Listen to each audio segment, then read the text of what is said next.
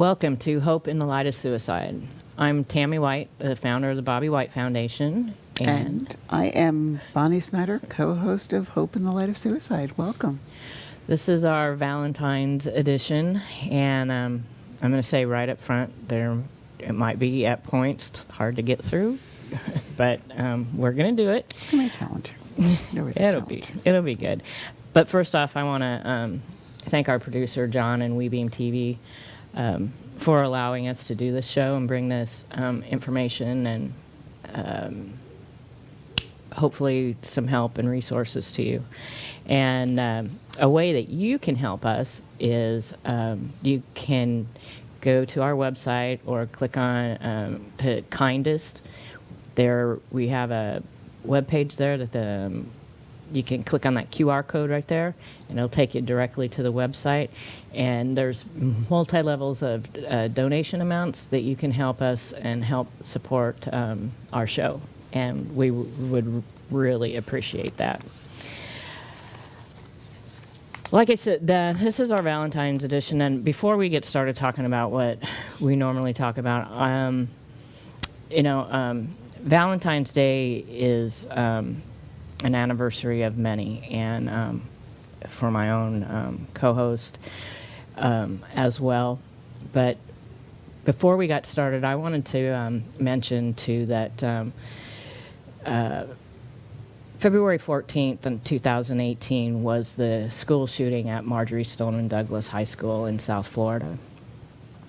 And not only did they lose students and faculty that day, but in 2019, in March, within a week of each other, they lost 2 students to suicide.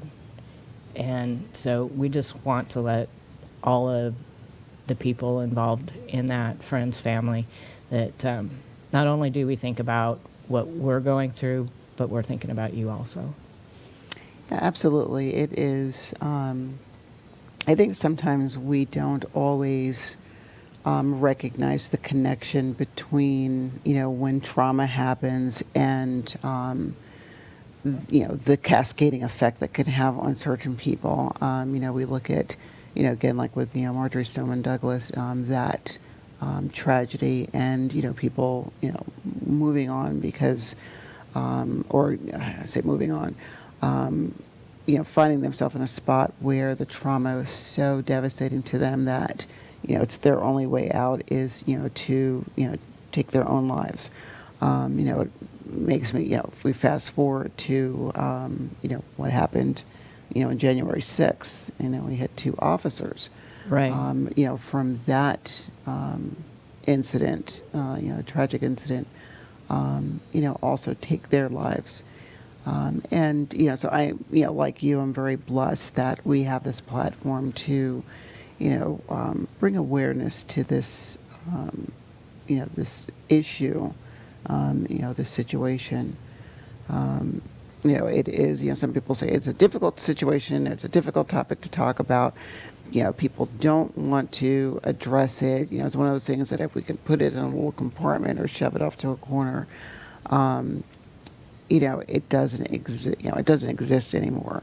But for folks who deal with, the lost survivors, in addition to people who may not have completed, it is not something that some of us can just put in a compartment and sit it on a nice little shelf.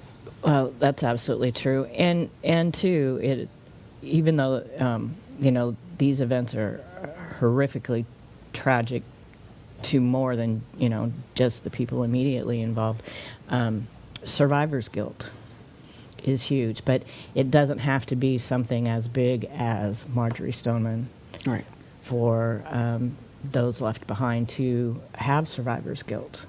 Absolutely. And we'll touch on that a little bit in today's episode, the survivor's guilt and how people are navigating through the losses.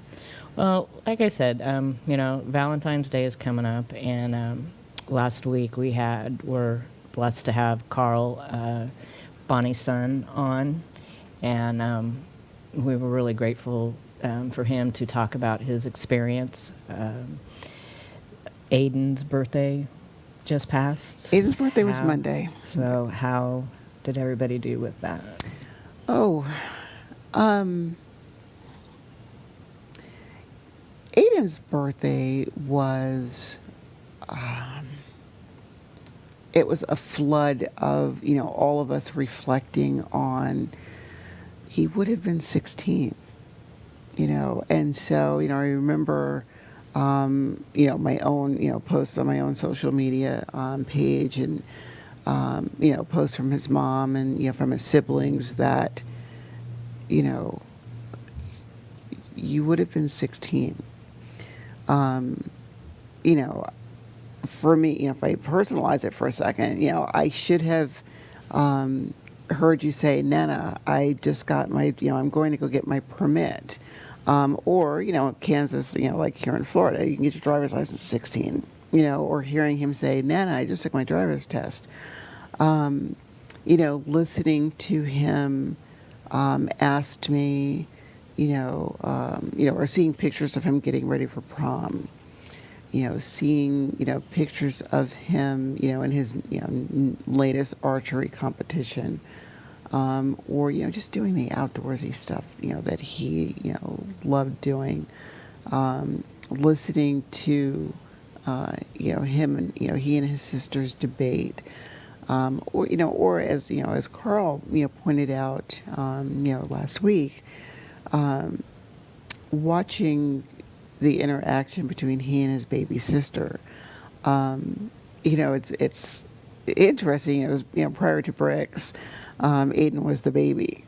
And so, I recall, leading up to his death and, knowing that, he was going to have a younger sibling, that he was perfectly fine giving up the baby status. He had no problems, so he was very excited about being the big brother to, his... Instead of the baby.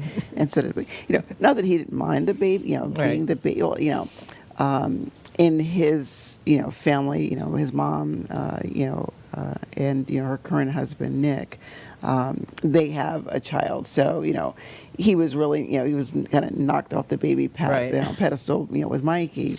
So he was, the big brother to Mikey. But, at the same time, being a big brother to a little sister.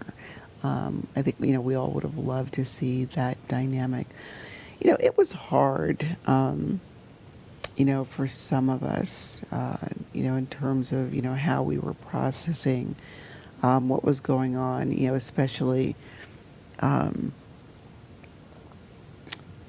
we lost another family member on Sunday, so the day before, Aydin's Your birthday. family has been going through a a bad role It's lately. like, God, I don't know what you're trying to tell me, but Stop. I'm hearing. I was like, am I not listening to you?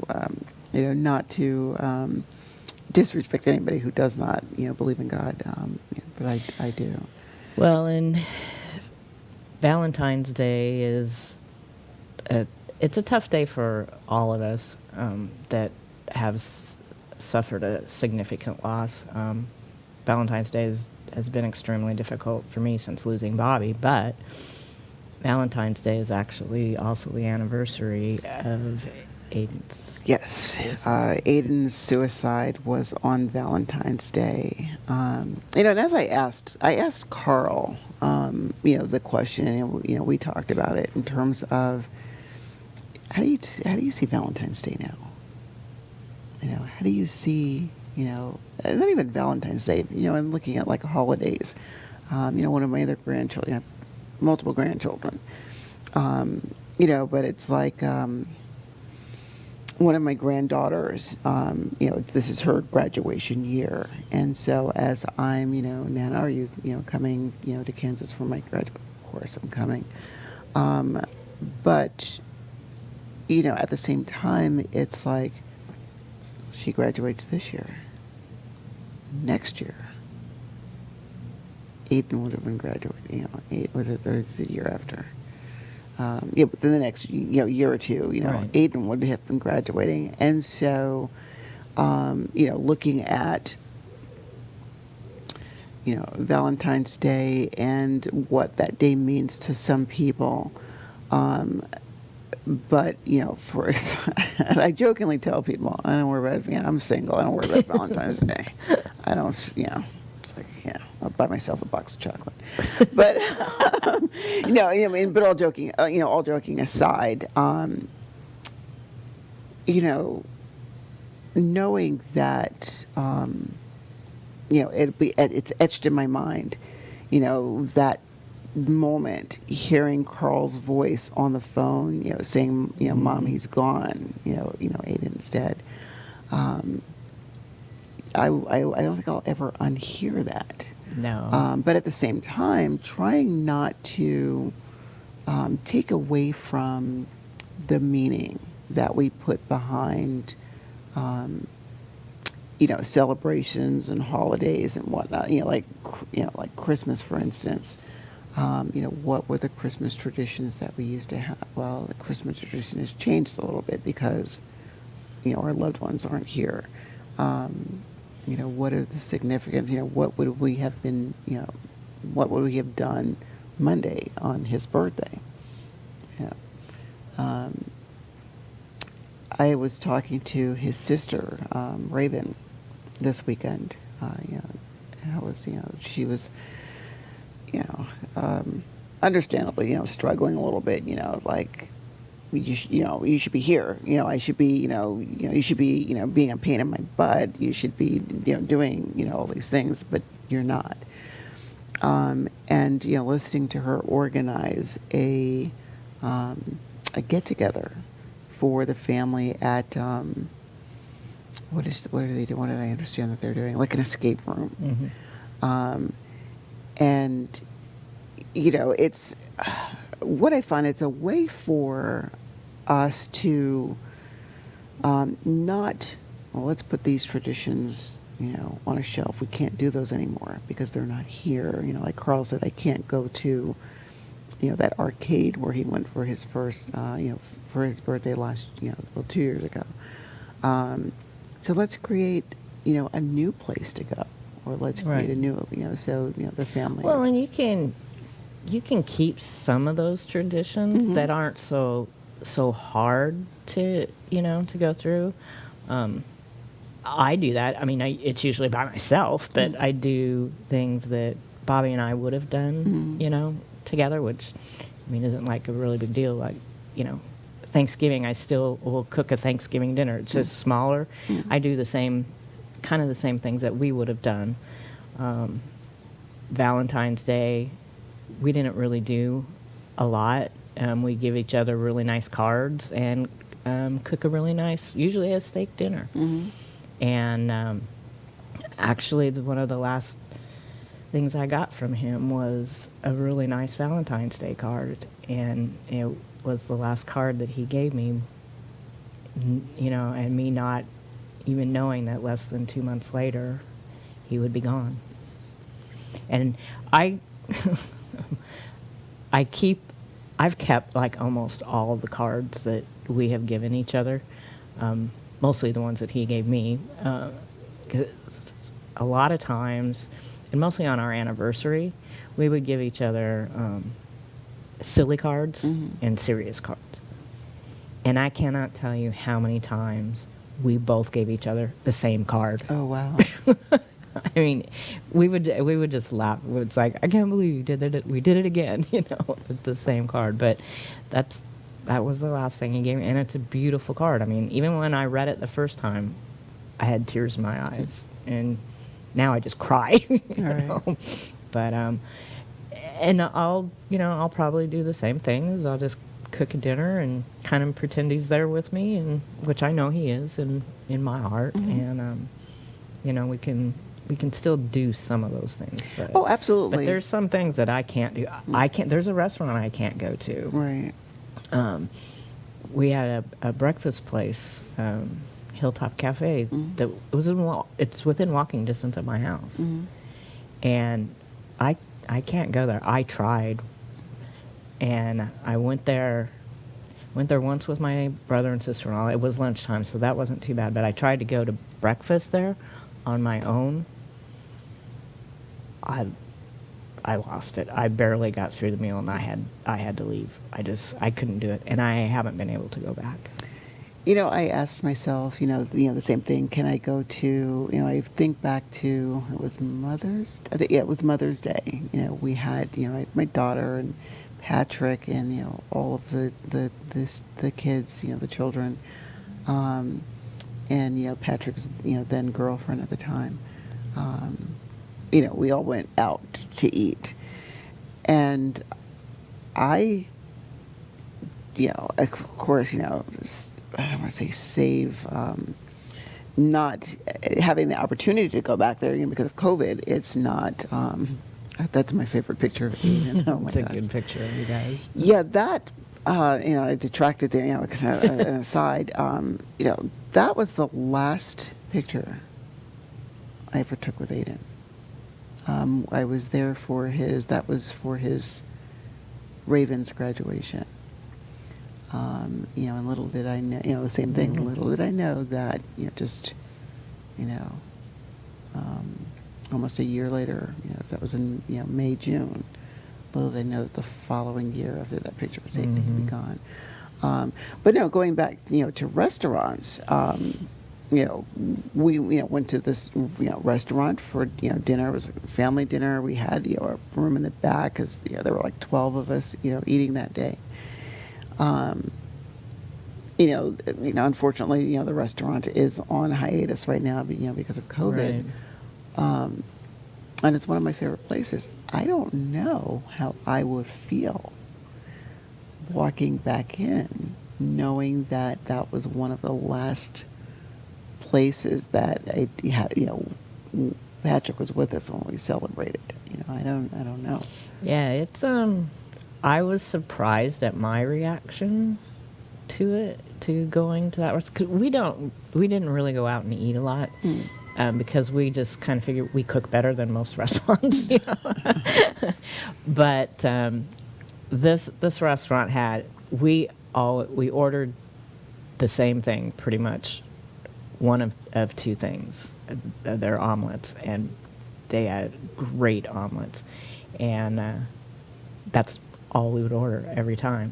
We'd flip them, every once in a while, but they have great breakfast and great omelets, but. I was surprised at my reaction when I went back there, and I that was probably a couple of years ago, and I just can't bring myself to do it. I think what happens is, when we find ourselves back in those, familiar places, or those, reliving a memory. We go in, I want to say oftentimes with no expectations. Right. It's like we don't think about it. It's like, oh, I'm going here because this is the last Right. place that I was Yeah, with. no, you don't think about it. It is, oh, I really like this restaurant, we're talking restaurant, and, they really have good food and I want to go in. And, subconsciously, our brain is processing. This is where I went to eat with, in your case, Bobby. This is where I went to eat with, Patrick. This is the place, whenever, whenever I go back, to the Midwest, this is the place that, the grandchildren and I always get together, and eat, dinner or, breakfast or whatnot. And then it hits us. Well, and the longer you sit there, as time goes, and you're going through the motions of it, it starts to build. Yeah, it's almost. That's what it did for me. It just started to build, and the anxiety. I took the newspaper. We always would have the newspaper there. I thought, well, it'll be a good distraction. I can read the newspaper and blah blah blah.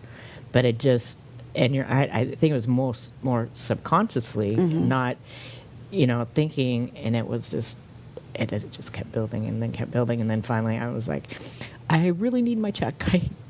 I can't do this, And Yeah, it's almost like, that realization, that, here, I'm ordering my meal, and, my next, thought or, action would be, and what are you, Right. wait a minute, you're not here for me to ask, what are you eating, and it's like, what do you eat? You're not eating. Or, when we talked about holidays, for instance, like one of the traditions in our house for Thanksgiving, there's certain things that get made, it's like, this is an absolute, Thanksgiving is not Thanksgiving without this thing. And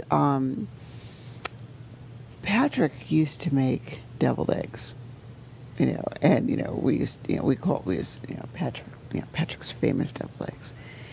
And I find myself, since then. I mean, I made them when he was, before he passed. But as I'm making them, I would always, shout around the corner, Pat, come here and make sure that I'm doing this right. Hey Pat, guide me through, because I want these to taste like when you make them. And now, I find myself sometimes as I'm, shelling the eggs and making, I'm like, help me through this. Shortly before he died, I love lasagna, and it's a tradition, with my family. If I go visit them or they come visit me, I have to make lasagna. Like the kids, the grandchildren will tell their friends, you haven't lived until you've had Nana's lasagna. Kind of thing. I mean, thank you for that compliment. However, Patrick had gotten a recipe somewhere. I don't know whether it was a recipe he made of himself. But I don't know where this recipe came from. But anyway, he made lasagna. And, he came out and goes, like, Mom, I made lasagna. I was like, oh, okay. And I was like, trying to give me some competition here. And, he was like, just, try something, try a different version of lasagna. I was like, okay. And, I, of course, got a serving. I had to look at him. Dude, so that's kind of where I go, dude, this is some real good lasagna. And, so I looked at him, I was like, you have to show me how you made this, because, I actually, different, like I said, completely different recipe from mine. But it was some amazing lasagna. Like, I would, call, the kids, and I was like, Uncle Pat made lasagna. I was like, give Nana a run for her money. And they were like, no, Nana, nobody can be lasagna. But anyway, I, after he died, my brain was processing. He never showed me how to make that lasagna. I don't know how he made that lasagna. And as I'm going through, his things, and, Patrick wrote a lot, and I tell myself, one day I want to take his writings and fuse them with some of my own into a book. But I have to be, looking through one of his books, and, a little tiny notebook, and there's this recipe. And, he, captioned it, banging lasagna, or, slamming lasagna, or banging, and banging was his word for this is awesome lasagna. But it was like banging lasagna. And I'm looking at it, and there was this recipe for this lasagna. And I'm like, oh my God, he left me the recipe. But I haven't brought myself to make it, yeah. No. Well, in time, my husband, for the holidays, mostly like for Thanksgiving, he had this recipe for stuffing. Mm. And it was actually like a combination of two recipes that he made into his own. We loved, I don't know if you remember, the Frugal Gourmet. Mm-hmm. Okay. When Bobby first got into cooking many years ago, he was his favorite, and I think we have almost every single one of his books. And one of them is the Christmas holiday book. And so he took like two recipes and made it into one. And so the first year that he was gone, and we were having Thanksgiving, so I said, well, I think, I have everything to do Bobby's stuffing recipe. And he has in the book. Then the book is like falling apart, but he has his notes because we had such a big family.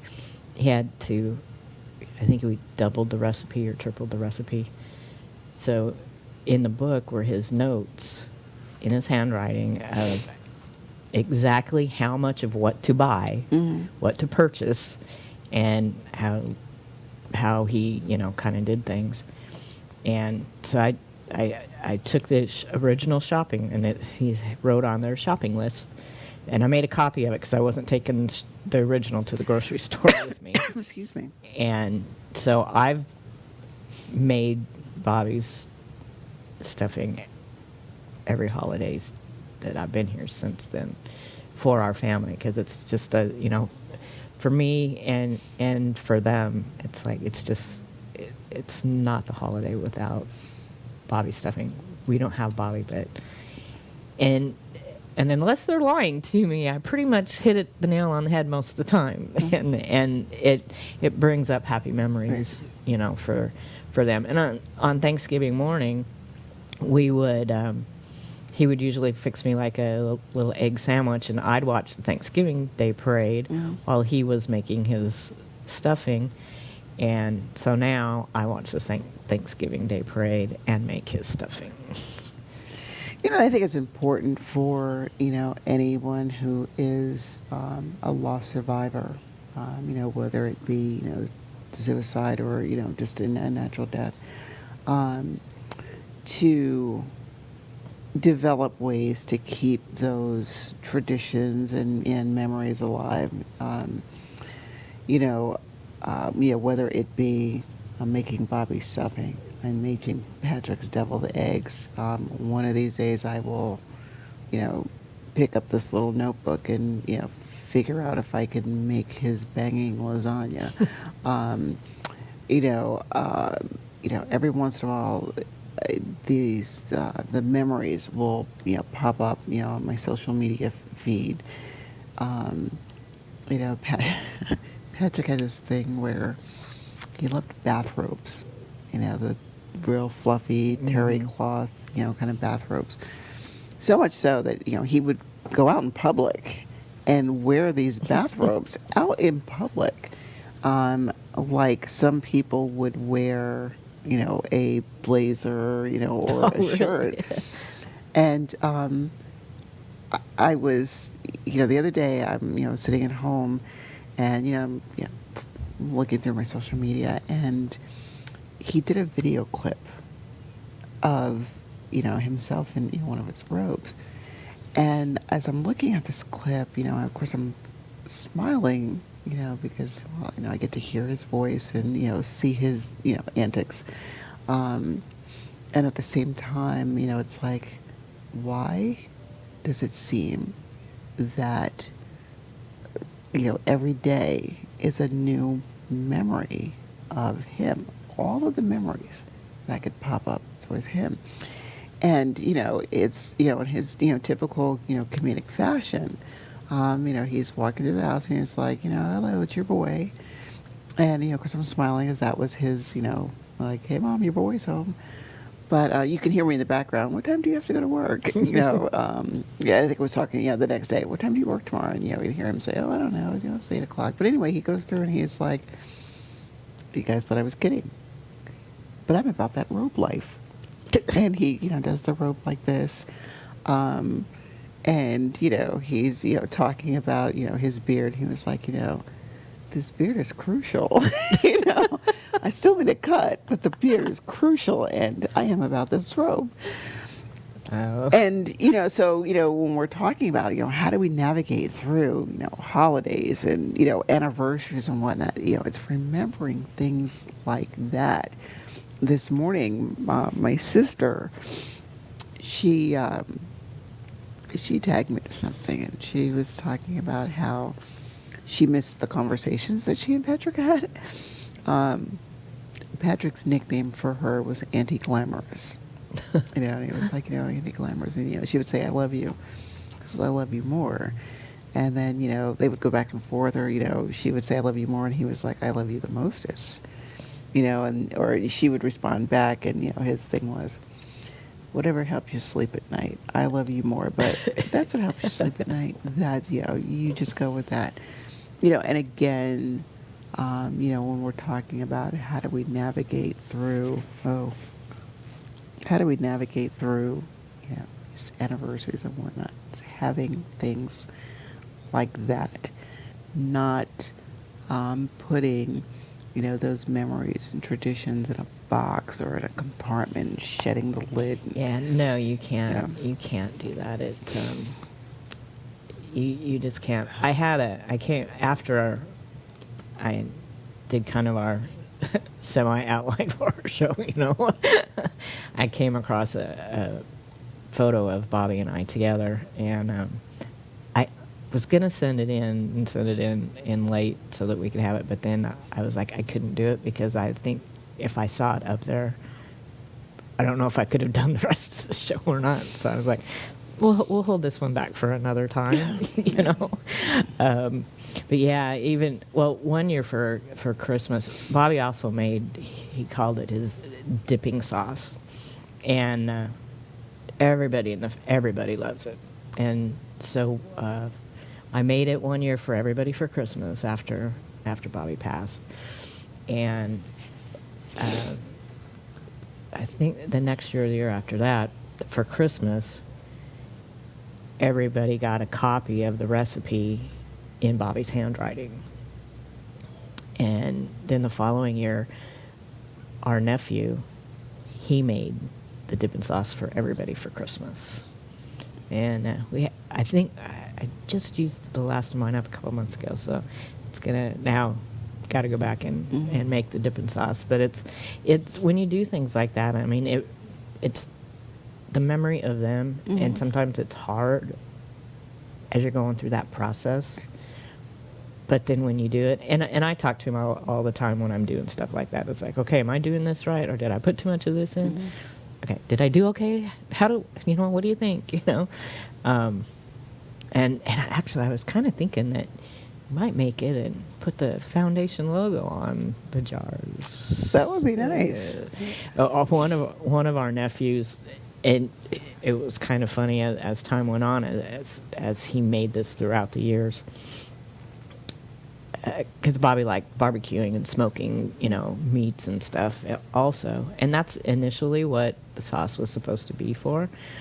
And then the kids found out it's really good on macaroni and cheese. And, I mean, you can put it on just about anything. But macaroni and cheese was one of our nephew's favorite things to put it on also. But, yeah, doing things like that is, it's hard, but it's comforting, too, at the same time. Yes, I mean, it's, I loved Carl's analogy, when we were talking about this thing, like, closure, what does that look like? And, I'm sure it's something, we've talked about, the ball in the box, and, the ball gets smaller, but never really goes away. And, I found that very, profound and telling, because, and as we use this as a segue into our next Survivors Bill of Rights. As we learn to live this new normal, whatever normal is, without our loved one, not feeling, like understanding that there are times where guilt is going to present itself because, there are these times where, we're doing something and we're laughing and, we think, oh my gosh, if I'm laughing, does that mean that you don't exist anymore? If I'm okay, does that mean that, you not being here anymore is insignificant? And it's, why I, embrace, these, bills of rights because, they are so. Well, and that is exactly what is in Dr. Wolfelt's, the third Bill of Rights, From the Wilderness of Suicide, Grief, Finding Your Way. Dr. Wolfelt's Center for Life and Loss Transition. The third one is, I have the right to feel a multitude of emotions: confusion, disorientation, fear, shame, anger, and guilt are just a few of the emotions I might feel as a part of my grief journey. Others may try to tell me that what I do feel is wrong, but I know that my feelings aren't right or wrong, they just are. And always, question people, when there's an attempt to insist that a certain emotion is quote unquote right or wrong. To include the person who's experiencing that emotion. I tell people, on a constant basis, your emotions are your emotions, and I think we've said this, multiple times here. We're human, we're hardwired for emotion. What we feel and how we feel it is, what's the word I'm looking for? It's ours. It is applicable, to ourselves and what we are processing at the time. Now, granted, I know that there are times that the emotion may seem incongruent with what's going on. Like, for instance, and again, I'll use Patrick. Patrick's way of dealing with, tragedy and, trauma was to laugh. He made a joke out of it. And, some people, would look at that as, oh my God, he's such an uncaring, unfeeling person. He's such a, fill in the blank. How dare he? Unfortunately, it led to a breakup, between he and this young. I love this girl to this day, and I still tell her, you should be my daughter-in-law. Or I will always think of you like that, like you should have married Pat. But anyway, it wasn't until later on that there was a revelation or an understanding that sometimes what and how we're processing may not look like we think it's normal. So someone may have looked at, again, using Patrick, somebody looked at Patrick and said, this is not a laughing matter. Until they recognized if he's laughing over something tragic, he's really in pain. Like where some of us, Right. we may do the little, sniffle, or, the full on, I'm crying buckets, over, whatever the tragedy is. Patrick, it is, it's either a little chuckle, light laugh to, he's, full on comedic mode. That for him was how he coped. Yeah, and that's understandable. But if you think about it, a lot of times when somebody has passed, say, at the wake or at the funeral, people who get up and speak about that person speak about funny things, Yes. or they often joke, and it lightens people up, and not to say that they're not sad, Right. but I mean that happens all the time, and, Oh yeah. I don't think I've ever attended one service where something it wasn't, and it's not that it's. I was going to say making light of the situation, and it's not, but it's bringing in just a teeny bit of happiness or joy, even though that person is gone, and remembering something happier, funnier. Well, if you think about it now, when we're talking, when we're planning service, of course, as a mom, both for myself and I think of Kira, as a mother, we don't think ever No. that we are going to plan the service of our children. No. And I remember as I was, processing, I'm really planning my child's, funeral. And, oh my goodness, I'm so sorry. Hey, things happen. That's what makes us real. Yeah, really. I'm like, oops.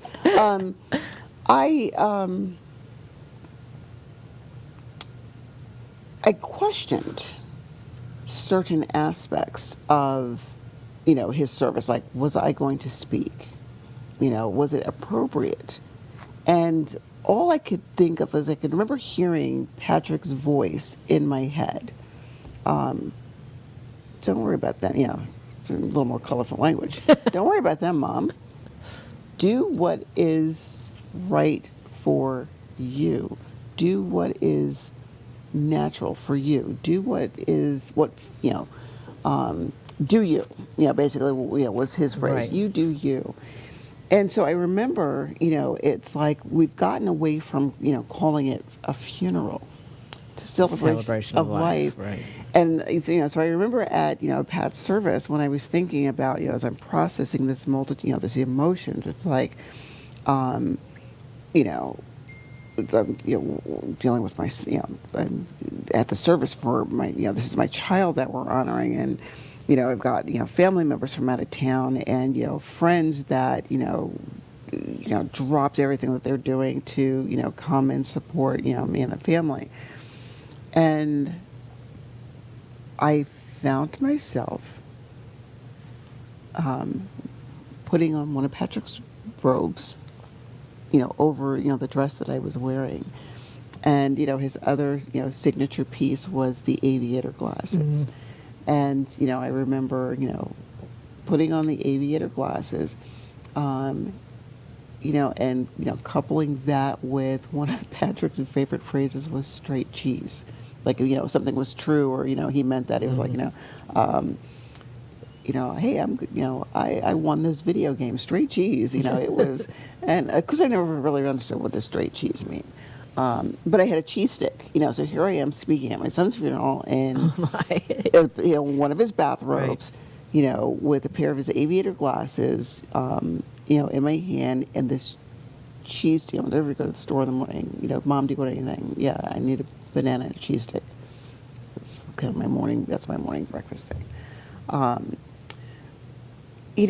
then later on, where I'm like celebrating my son and, trying to get through this service, I found myself like, wow, should I have done that? That guilt, rushed in.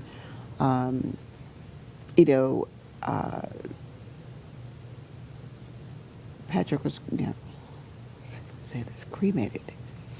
And I found myself like, oh my gosh, did I do the right thing? Is that what he would have wanted? And then, taking a step back, and then of course that, mental health side of me kicks in. It's like, Bonnie, of course it's allow the process. But Bonnie, this is normal. It's okay. I love this. And again, I love these bills of rights. You have a right to feel what you feel. Yeah. You have a right, to understand that it is a multitude of emotions that you are going to experience. It's important while they're happening to allow them to happen, and at the same time, keeping, in, your little, database there. By the way, these emotions are going to happen sometimes when you least expect it. And it may be years down the road. Yes. I mean, it's a lifetime process. Mm-hmm. It really is. Here in a few months, it'll be 5 years since we lost Bobby, and in some ways, it still feels like yesterday. And in a lot of ways, it's like I can't believe that. Where did the 5 years go? Mm-hmm. but then in the same voice, I'm like, where did the 30 years prior to that go? Right. You know, that just is like, and that was a recent thought that I had just a couple months ago, realizing, you know, we're coming up on that 5th year, and it's like, what has happened during that time? Right. You know, I don't think a lot has happened, but then I have people in my ears, Tammy, look what you've done, you know, with this in that time. And I have to be reminded of that because I don't process it that way. And but it's where did that time go? Where did the 30 years we had prior to that go? So yeah, time is way shorter than what we think. Oh, it is. You know, like I find myself, you know, granted, you know, for us, it's coming up on this 2nd anniversary. Mm-hmm. But you're right. You know, it's like it's really been 2 years. It doesn't seem like 2 years. It seems like yesterday. You know, especially with Aydin. You know, and again, as I was talking to his sister, you know, this weekend, I said to her, had I known that moving to Florida was going to mean certain things, you know, I wonder if I would have moved to Florida. And, you know, I just remember her, you know, like, you know, yeah, Nana, you know, joking but not joking, you know, yeah, Nana, about you being in Florida. That's, you know, that's. And I'm like, you know, like, I'm not liking this idea. Like, none of us like this idea that you know, I'm thinking, wow. You know, at the same time, you know, I look at, you know, memories and celebrations and, you know, watching Aydin from, you know, he was 4, you know, when I moved here. You know, so that 10 years between age 4 when I first, you know, moved here to age 14 when we lost him. You know, I look at, you know, there's a couple of times, you know, he's come here to visit, you know, he's, you know, spend some summer times, or, you know, I would go back to the Midwest, you know, and be able to see them. At the same time, you know, I find myself, you know, again, going back to this multitude of emotions, feeling, you know, feelings of joy and happiness, you know, because I had all of these memories, you know, him, you know, Nana, what can I help you with? You know, you can, you know, you're on vacation, you know, you can go play, you know, the video game, or, you know, relax, you're on vacation. And then I will, you know, they're playing the game, what can I help you with? It's the kind of soul he was. At the same time, feeling a little anger because there were so many memories, celebrations, experiences that I was not a part of because I was here, or he could not, you know, he couldn't come here, I couldn't, you know, go there. Are you? I don't. It made me think of something. Are you familiar with Garth Brooks' song "The Dance"? Yes, I love Garth Brooks. Okay. Had I known. No.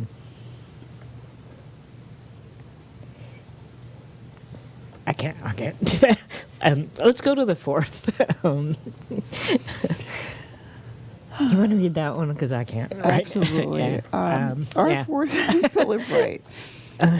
I have the right to work through any feelings of guilt and relinquish responsibility. I may feel guilty about the death, even though in no way it was my fault. I must come to acknowledge that the only person that was truly responsible was the person who took his or her own life. Still, I must feel and explore any possible feelings I may have, or feelings of guilt I may have, in order to move beyond them. That one really resonates with me. Because, you know, again, you know, if I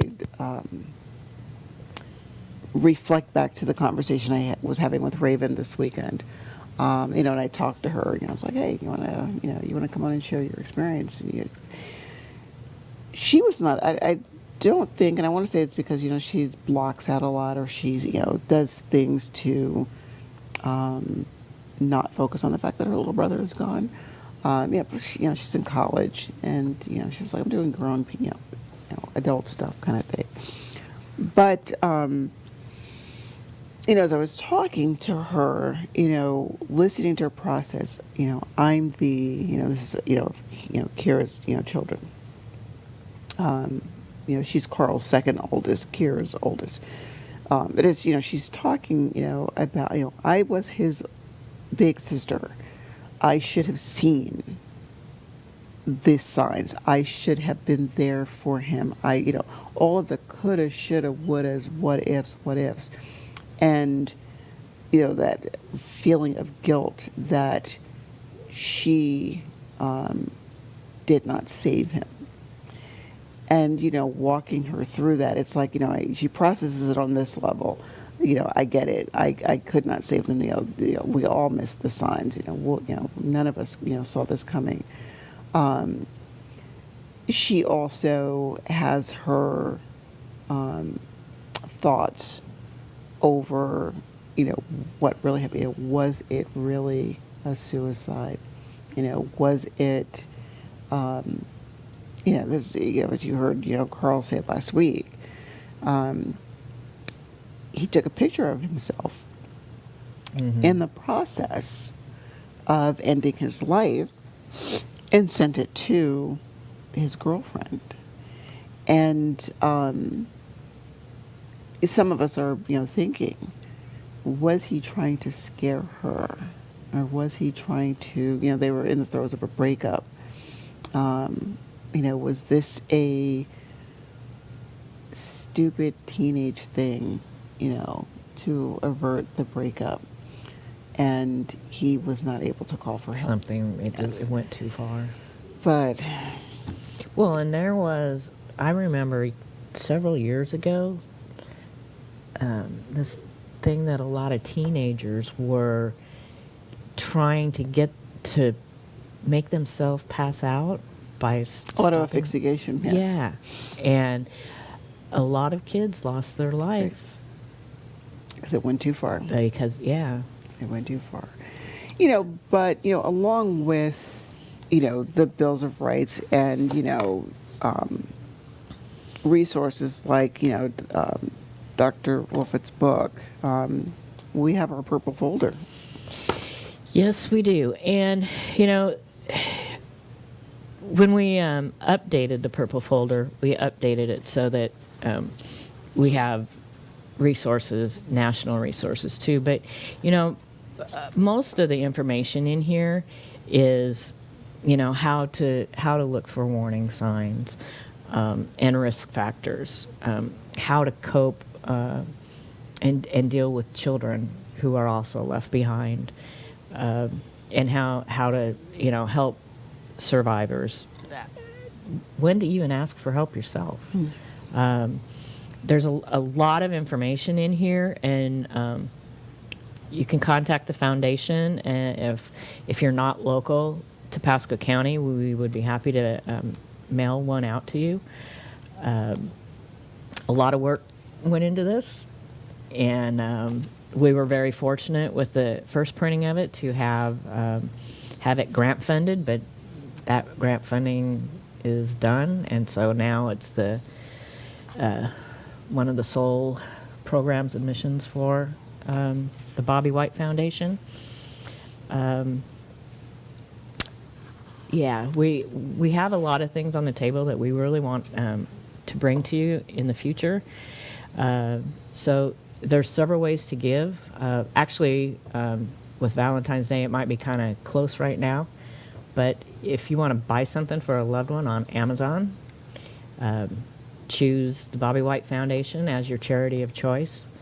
They have a little campaign going on right now for giving. We also, on Amazon, the foundation has a wish list, so even if you're not going to buy anything, but you want to donate, and maybe you want to donate something specific, you can check out our wish list on Amazon. And How many of us use Amazon? well, especially now. You know, it's a way to give without realizing that you're giving.